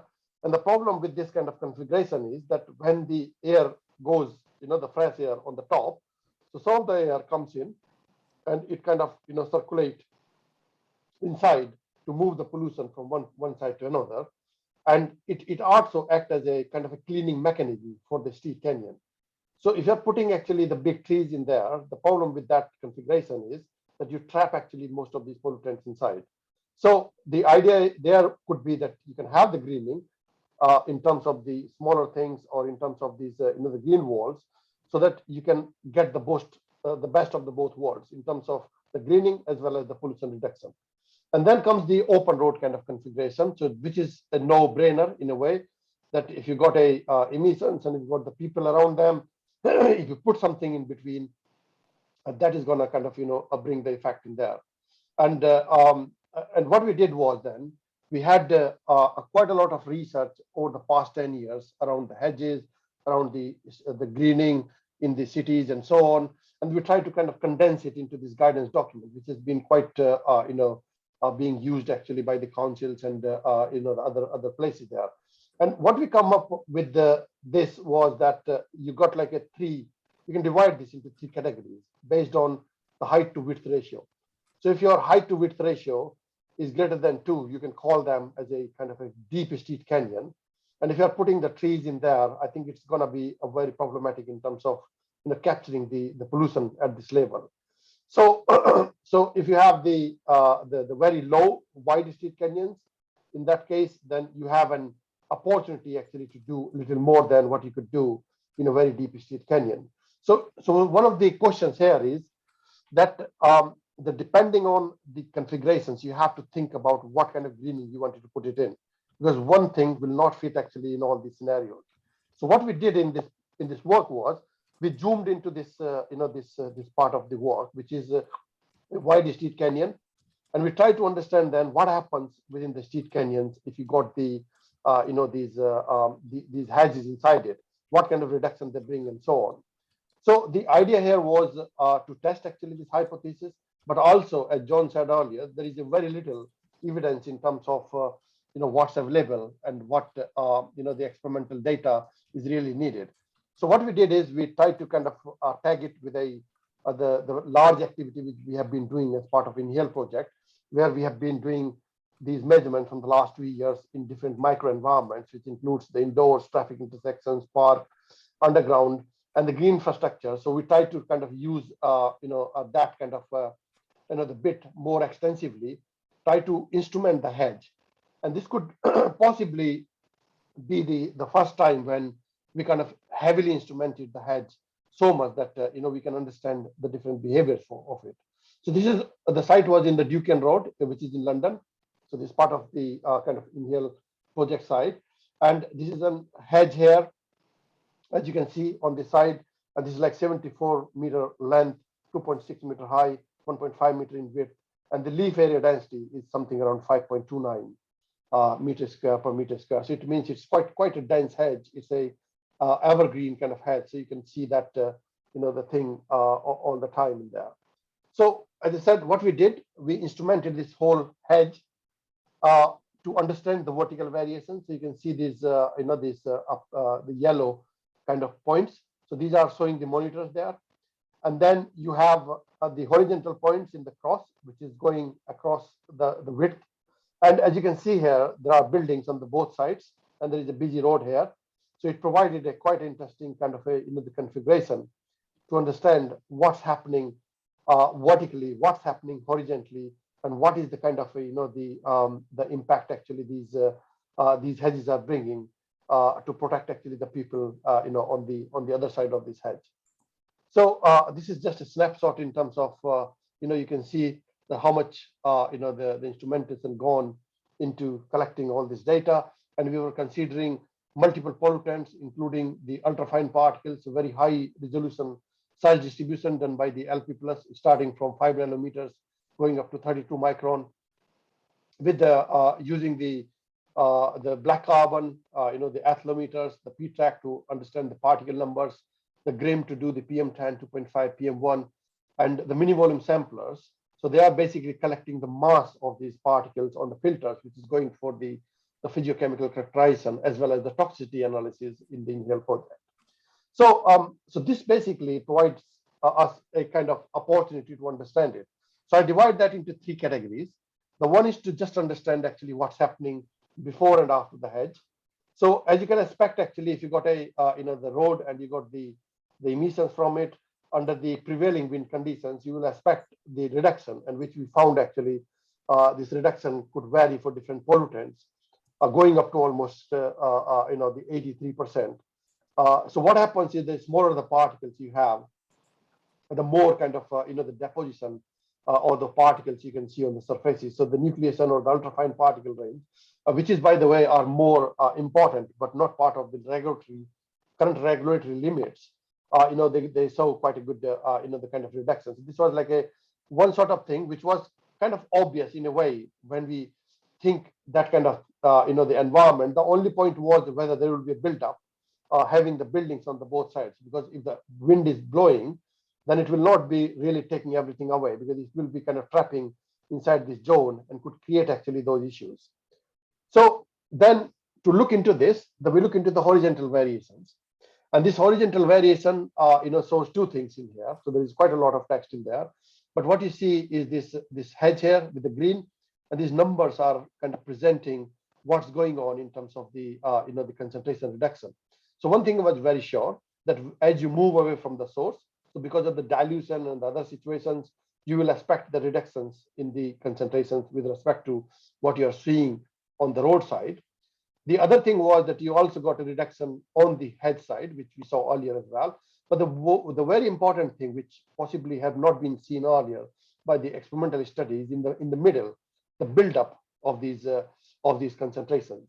So this kind of suggests that there can be a kind of a vortex circulation in this particular area, which is kind of creating actually this this buildup, and which goes back actually to the analogy of the street canyons, which I was talking about, that that can kind of trap actually the pollutants at that level, where you can have the counterproductive kind of the impact on it. If you look at on the vertical variation, so what you see is, again, as you expect, that if you go up, then you will see the reduction in the concentrations. So they are normalized against 0.5 meter. So this is the breathing, the tailpipe height, this is the breathing height, the third one, and this is on top of the hedge. And the red one is showing the profile outside, while the green one is showing the profile inside. So as you can see that there is a difference actually in the concentrations as you go up. But this zone actually, which is very close to the road, is really having quite a lot of the changes in there, and the changes were quite heavily driven by those smaller particles, especially the smaller fraction of the particle like PM1. If you see that there are much more kind of the reduction in there, and this kind of also suggests that this is also breathing height of the children, or the children who are sitting in the pram, and where you're basically having kind of a highest impact. So in a way, it also gives you the highest reduction on the other side, which is kind of the beneficial in terms of reducing the emissions at that particular height. So I think the key observations from that was the graded filtering. So it does change actually with the different particle sizes. So it's not remain constant actually for the all size ranges. Horizontal distribution, so reduction near to the building facade and near to the hedge, but then there is a kind of a buildup somehow in the middle, in between, and then the vertical distribution is basically showing the reduction as you go up. So what we are doing currently is also trying to sum up a lot of this work into this tool, which is called HedgeDate. So this is the design for the abatement of traffic emissions. So it's we are very close actually to release a first version of it. We're just revising a publication around it. So once that goes through, then so the idea of this app is kind of an online tool where one can design their own hedges in terms of understanding what kind of reductions they will have, what kind of species you might want it to have, and so on. And further building upon that, we are using this configuration to build the CFD model. So the idea of that is to understand, to bring two things in there. The one is the aerosol dynamics. As I said, that it depends on the particle size distributions, how they are changing. And the second thing is to come up with the GI configurations, the best possible GI configurations. And the another follow-up work, which two of my PhD students, Yendel Warbites and Mantha Thompson, are involved in that. So this is ongoing at the moment around the hedges, and we are planning around the green walls actually. So this is around the A3. if you are going in there. And the idea there is to understand the PM removal, the leaf deposition, the wash off, and and doing some the SEM kind of characterization, looking into the deposition and the profile measurements. So so this is quite a lot actually going on at the moment, but you will see actually some of this work coming out at some point. So with that, I would like to thank, and that's it basically from my side.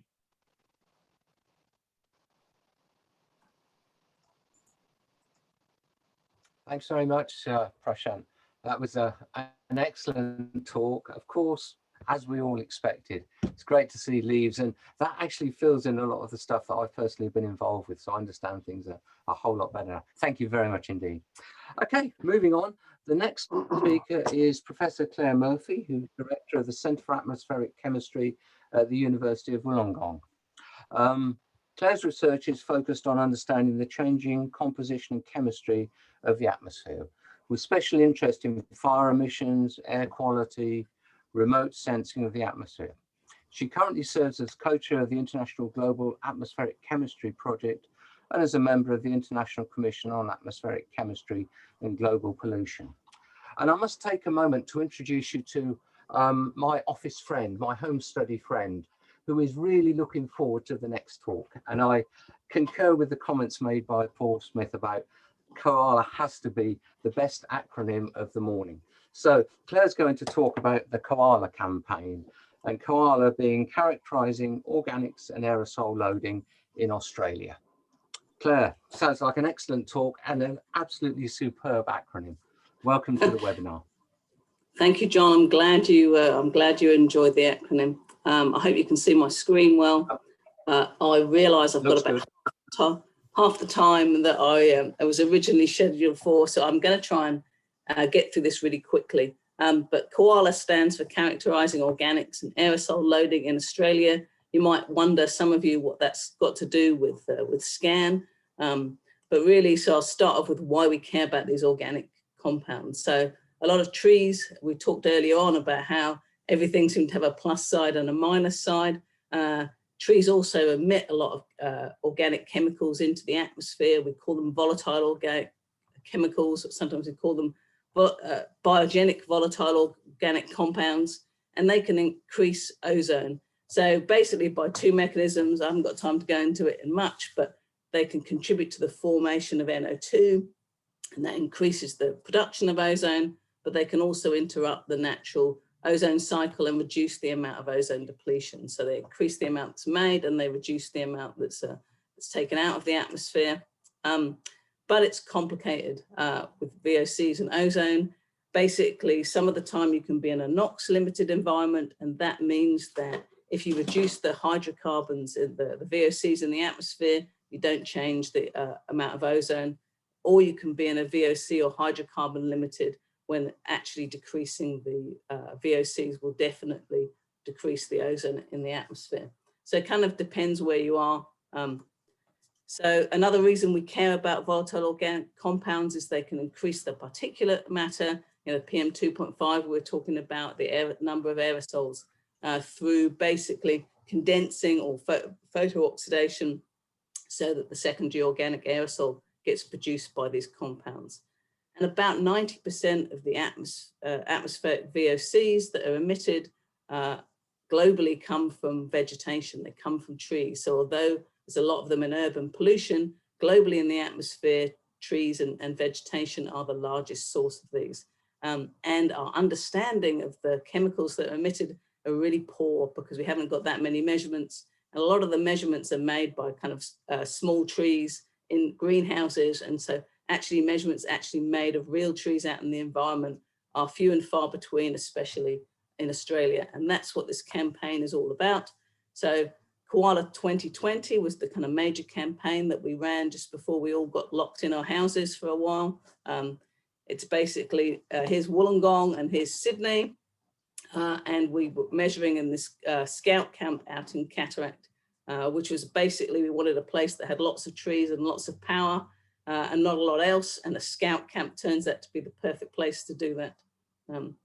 We also, so this is, I've just got a few photographs about setting up. We made ambient measurements. So basically we're measuring just the atmospheric composition around in these different places. And we had instruments in the airbox, which is here, and instruments in the some mobile containers that we had, mobile offices that we had delivered. So lots of nice photographs of setting up these instruments, putting up a mast to sample from, the local creatures coming and checking out the new environment after we put up the mast. And here's the team feeling pretty happy once we've got all the instruments running. So basically the campaign had a number of different things. We had some filter sampling from the group from Japan, and we were looking at both PM1, PM2.5 and PM10. And this is basically collecting the aerosols on filters that's going to go and be analysed offline on an aerosol mass spec. And then you can look at the different structures of the secondary organic aerosol that's formed from the chemical phase. We also looked at emissions from soils, both NOx and VOCs, in some of the surrounding vegetation. And mainly the main focus was to look at emissions from different trees. So we had 6 different tree species. We repeated 3 times in January and 3 times in March.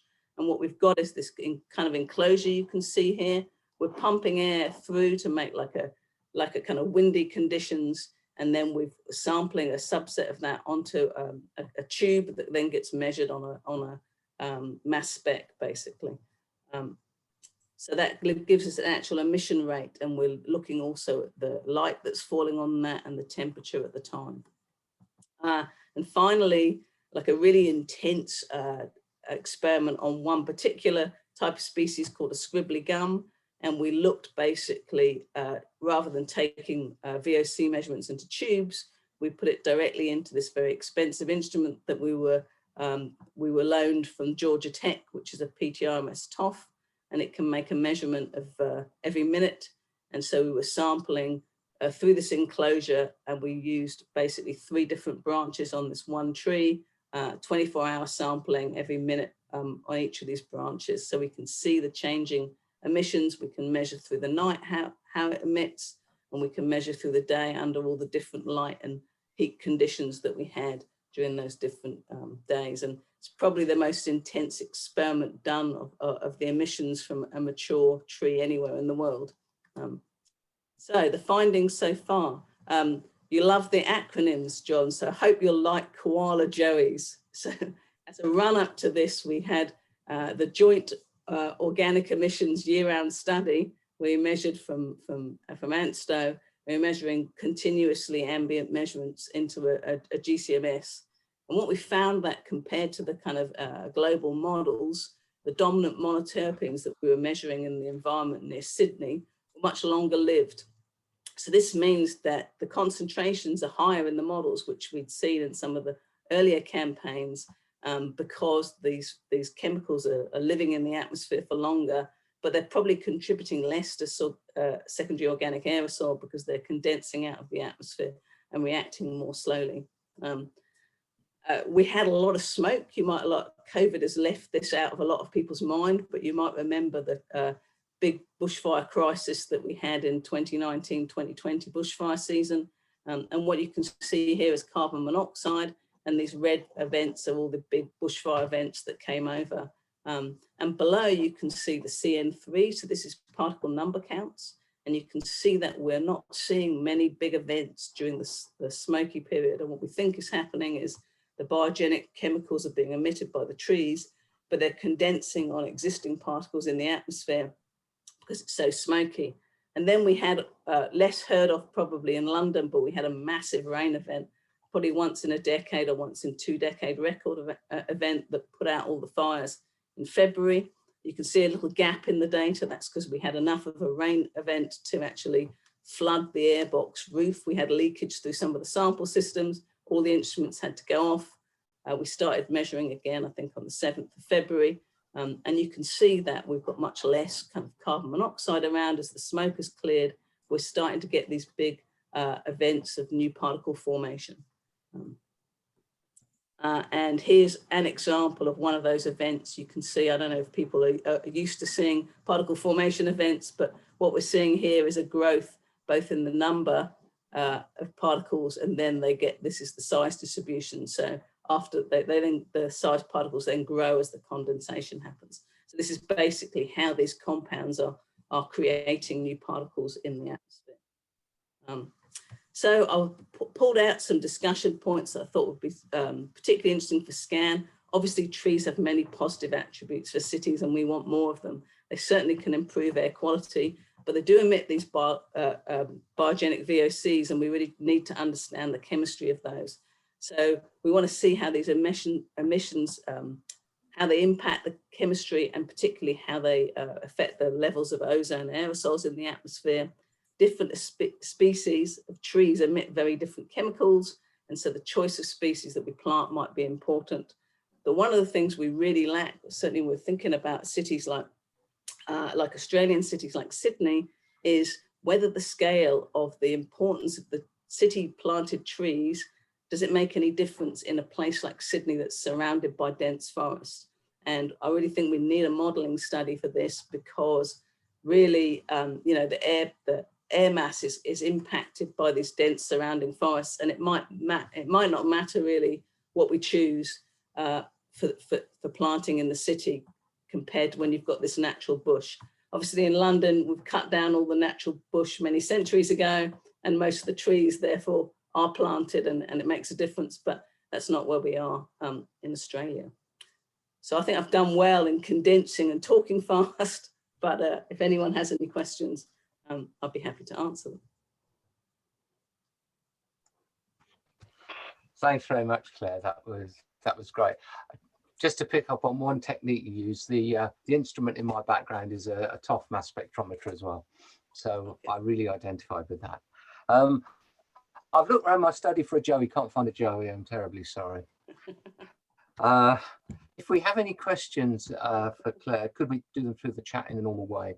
I'm conscious that we're just 4 minutes behind the scheduled time, which I think is one hell of an achievement, bearing in mind the quality of the talks and the interest that all the talks have generated. So thanks very much to all the speakers.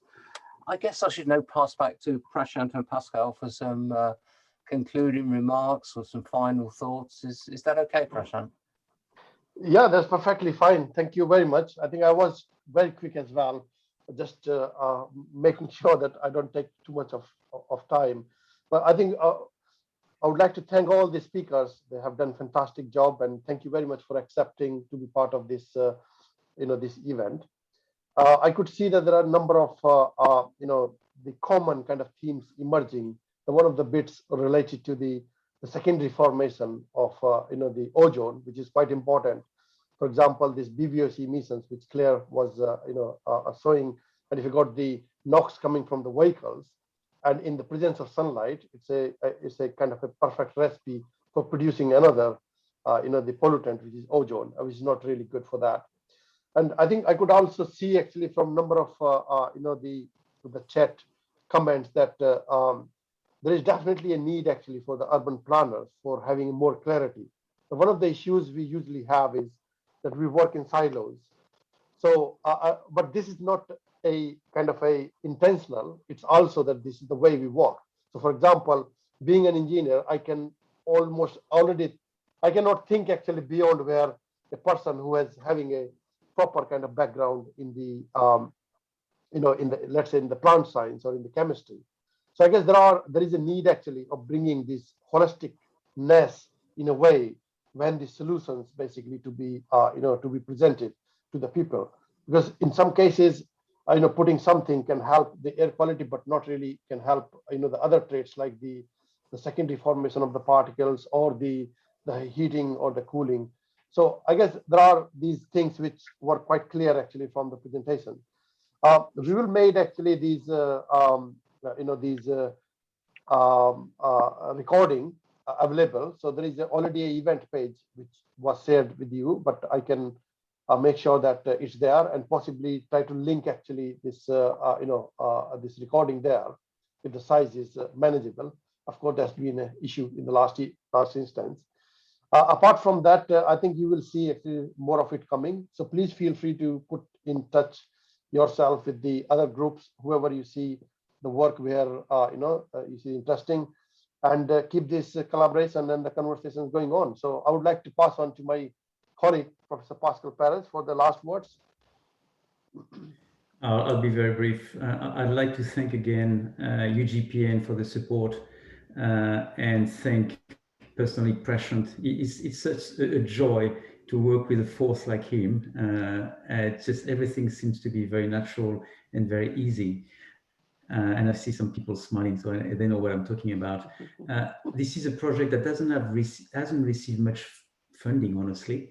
And we've got this fantastic network, 2 fantastic webinars and work happening on the ground in Australia and in UK. And it's all about passion and good people and students. Don't forget the student. So yeah, I'm just amazed by this project. So thank you, UGPN, and go koalas and go joys. Thank you, everyone. Have a good day. Have a good evening. And no, we won't be able to catch up again. We have to find out something, Prashant. It's your task. Let's find more funding to get more of these things. It's fun. Yeah, definitely. We'll look into it. We should look it. Okay, thank you very much, everyone. Then look forward to see you. Yeah. Okay. Bye. Thank you. Bye. Bye.